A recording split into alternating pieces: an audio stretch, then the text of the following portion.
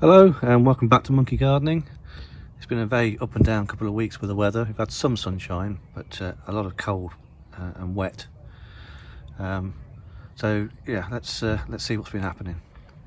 I'm just sowing some herbs, and I've opened up this packet of sage, and this has to be the stingiest amount of seeds I've ever seen in a packet. I don't really understand, because the rest of the packets in the box of herbs are fairly generous with the seeds. For some reason, you get 0.1 of a gram of sage seeds. Maybe sage seeds are incredibly valuable or something, I don't know. If they are, then I'll harvest some seeds from the ones I grow. Anyway, I'll sow these up, but yeah, very odd. Next job for today is to sort out this bed over here. There's some strawberry plants which look quite healthy, but this is really the wrong place for them, so I'm going to dig them out and put them into containers. Then we'll take these two out and see what's going on in the rest of the bed. The hops, I'm probably going to get rid of. They're healthy enough, but they're not... Is that a flower? No. They're healthy enough, but we've established that these are male, so we're not going to get any flowers. I might just stick them in the corner of the garden and let them do their thing. But they don't belong in this bed anymore. And you can see that this blackberry or raspberry, I can't remember which way around it is self-seeded into the ground. I never planted them in the ground. So that must have either been from a runner from this, or most likely from a seed by the looks of it. So I want to keep that. Maybe plant this into the bed, I don't know. Anyway, we'll get rid of these strawberries and see what we're dealing with. Okay, so slight problem. The hops have been sat here for so long that they actually rooted through the bottom of the pot and into the ground. It was quite a struggle to actually get them, to actually move them. I've just gone to move these, and it feels like these have done exactly the same. So I'm not quite sure what to do about that just yet, but let's get rid of these strawberries first. I just found a little broken bird egg in here. I'll try and identify what bird that is later on. That's a bit odd, what that's doing in here. Has it fallen out of the tree from above? Yeah, weird. I'll identify that later. Okay, so I've dug out the strawberries. They're quite substantial roots in them. They're well established plants. I've potted them up and put them in the bed with the others, which now means I've got a hell of a lot of strawberry plants. That's cool. If it's too many for my needs, I can always give a few away. So yeah, we should definitely get strawberries this year. Fingers crossed. Next thing I'm going to do is I'm going to move these containers. I might end up damaging some of the roots underneath, but they can't live in these containers forever. So I'm going to attempt to move these containers out and put these plants in the bed. I may also get some more plants as well. They seem to grow very well in this spot, and that was the reason for putting them here in containers in the first place, was to see whether they liked being in this spot, and they did. So I probably should have planted them up last year, if not the year before. I'm also going to add some fresh compost to this bed as well before I dig these in. Okay, so here's where the blackberry was, and underneath there seems to be a whole colony of woodlice. Some really teeny tiny baby ones. I don't think they're too much of a pest, so I'm not going to bother trying to get rid of them, let them do their thing. But yeah, you can see there's actually some tiny eggs down there. Little nursery.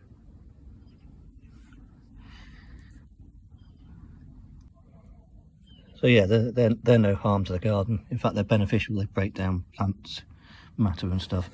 So I'm going to leave these guys for, I don't know, half an hour to find somewhere else to be. They'll crawl off and find somewhere dark to hide. I'll move this as well, because I expect there's probably the same under here. And I'll give them half an hour to find some new homes before I fill this in with compost and start digging these blackberries and raspberries back in. So I've just pulled up the raspberry one container. There doesn't seem to be too many woodlice under there, but you can see that's the size of the root that have grown through the bottom of the container. Okay, so I cleared away all the rubbish and I've dressed the top of the bed with some fresh compost. It's looking a lot more presentable now. I've also got rid of all the grass and weeds that were growing down here, and all the dead leaves, all the hiding spaces that slugs and snails like to live in. So I'm now going to attempt to plant these in the bed. Maybe a cup of tea first though. Actually, change of plan. I think getting these out of these containers and putting them in here is going to be an awful lot of hassle. I'm going to have to dig pretty deep in this bed to get them in. So I think what I'm going to do is treat myself to some new blackberry and raspberry plants and start again with this bed. We've got one plant left, which is the shoot off the blackberry, I think. So yeah, we'll treat ourselves to some new plants. These I can leave. I'll stick them against one of the fences, stick some poles in for them to grow up. They can do their own thing. But we'll start again with this bed. I think it's going to be the best way to go. Okay, so it's a couple of days later, and there's a big storm on the way. So I'm just out here trying to secure things down. I'm going to put a bag of compost on top of the cloche so that doesn't blow around in the wind. And maybe try and protect these strawberries a little bit because they're not going to enjoy being battered around by the wind. But yeah, try and sort something out. Okay, so I've secured the cloche, some heavy bags of compost. I've made a bit of a windbreak here. I'm not entirely sure how effective it will be, but that's all I've got to work with, so probably better than nothing. What else? I bought some sage plants from B&Q yesterday. They're free for a tenner, which I thought was not bad. They're pretty healthy looking plants. Sage takes quite a long time to grow. I'm not going to plant those out today, but when I do, they will go in the herb bed. The other thing I did was yesterday I dug up one of the onions, and there is actually fresh growth going on there. So maybe these onions aren't a complete write-off after all. I'm not sure if there's any garlic though. The one I pulled up I thought was going to be garlic, but it was an onion. So I think the garlic may have disappeared, but we'll see. But yeah, things are alive, things are happening with the onions, so we'll let them do their thing for a bit longer. But yeah, we've got big winds on the way this afternoon. It's supposed to die down overnight, but then come back again tomorrow. Well, we've just had 4 days of pretty much constant rain, so everything's waterlogged out here again. But the forecast for today and onwards is a lot drier. We might even get some sun next week. Everything's just about survived. My sunflowers could really do with some sunshine. The strawberries, remarkably, are doing okay. I thought they would have really hated the rain, but they seem fine. Must be draining okay. So I got these sage plants the other day, but they've just had to live in my kitchen for the last 4 days. Actually more than that, nearly a week. Because they wouldn't have liked it out here. But now I'm going to pot them up. I just need to decide whether to put these into containers and grow them on a bit more, or whether to put them straight in the herb bed. I'll probably see what the roots are like. Okay, so we've had a week of almost constant rain and very cold weather. The garden's been completely waterlogged again, but we finally got some sunshine. It's set to be fair for the next couple of days. So the main priority at the moment, while I've got this break in the weather, is to get everything that needs potting up from seedling corner potted up and out here to get some sunshine. There's also some stuff in seedling corner that hasn't germinated, and it's been there long enough now that if it was going to germinate, it would have done so. So we'll get rid of some stuff, clear some space, and then we'll have space to sow some more stuff. The only things you've missed are that I've moved my sunflowers out of the cloche into this bed so they can get some sunshine. I've potted up the sage that I got from B&Q, 2 in containers, 1 directly in the herb bed. I might put another one in the herb bed. Strawberries are all doing well. They seem to survive the bad weather. They're battered around by the wind, but they seem to be okay. The cat has tried to get in here again, ripping another hole in the side of here. I've made some repairs, but I think, as I said in the last 3 videos now, I need to get a solution to this thing, some proper fencing or something, I don't know what. But for now I'm going to enjoy the sunshine and start potting things up, starting with these sweet peas, which were sown on Let's have a look. The 22nd of March, and today is the 18th of April. Okay, so here's an example of a tray that's failed. So these are sweet peas as well, sown on the same day as these. They've done nothing, no sign of life at all. So we'll give up with those, get rid of all of this, sow something else. These ones I'm going to pot up into little pots, grow them on a little bit, and then eventually they're going to live in this trough here. I've got a couple of troughs like this. I think it's probably going to be the best place for them to live. But I'll pot them up for now to grow on the roots before putting them in their final home. Okay, so sweet peas I've potted up. I've put them in the cloths to protect them from the wind. I'm only going to grow them on a little bit in those pots. I just want a bit more root system before I put them in their final home. If I leave them in there too long, they're going to start drooping all over the place because they need some support to grow up against. Next thing I'm going to do is pot up this parsley, which I may have sown just a little bit too thickly. I'll put each of these clumps, or a couple of clumps, in a pot together and grow them on. Eventually they can end up in the herb garden, or depending on what happens in here, I might clear out a section to grow herbs in here as well. But for now they're grown on in pots and containers.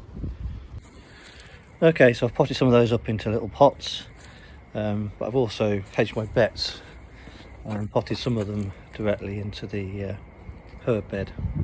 So we'll see how we go. Hopefully some of it survives. Right, up next is my sage, which I planted just over a week ago. It's starting to come through. This is going to go back on seedling corner, but we seem to have a rogue sunflower seed has got in here. So I'm going to pop that up, give this some water, and then put it back in seedling corner. Well, it's another sunny day here, and it looks like it's going to be the last one for a while, at least for another 4 or 5 days. So I'm going to make the most of today and get a few jobs done. Yesterday I went to B&Q, so I got impatient, and I bought a few things. So I bought some coriander, which is incredibly difficult, or seems to be very difficult to germinate, even though I've soaked seeds. I've got some coming through, but not much. So I bought a few little plants, bought some parsley. There's all my sweet peas sowed up there, potted up rather. Strawberries are very happy, they're enjoying the sunshine. But this area of the bed I need to make use of. So I put the strawberries in here to give them some protection from squirrels and cats and everything else while they establish themselves. They can't live in this bed, I need this bed. And I think what I'm going to do is use this end of the bed to make a second herb garden.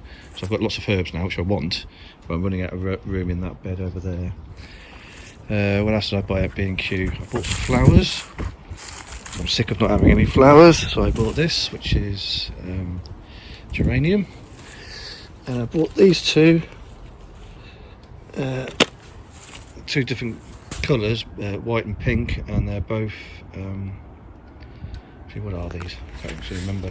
I'm not an expert by any means on flowers. What are they called? Dianthus. Anyway, that might be quite nice when they actually flower. So yeah, I've got loads of stuff to pot up. Oh yeah, and I also bought some more thyme, but a different variety this time. Lemon thyme. It smells fantastic. So that's either going to go in this bed or in the end of that bed when I've cleared out all the strawberries. Typical as I started filming, the sun's gone in, but there's actually some heat in the sun now. Yesterday when the sun was out, it was nice and sunny, but obviously, but there wasn't much heat in it. But there was actually some warmth today. Okay, I need to go and do some actual work, and then I'm going to come out and here and do some jobs. As I say, I think today's going to be the last day of decent weather before the rain comes back again. Oh, and the other thing I bought from B&Q was some perlite. Now, I always used to use this stuff. In case you don't know, it's like a what do you call it? A silicate rock. Is that right? Anyway, it's a naturally occurring rock mineral thing, and they heat it and it expands. It's like a very light, fluffy rock-like substance, and you mix it in with the compost, and it improves the drainage, and it sort of makes it more fluffy and airy, and the roots like it better. Now, I always used to use this stuff, but when I started doing monkey gardening, we were in lockdown, and you couldn't get hold of perlite or vermiculite or anything like that.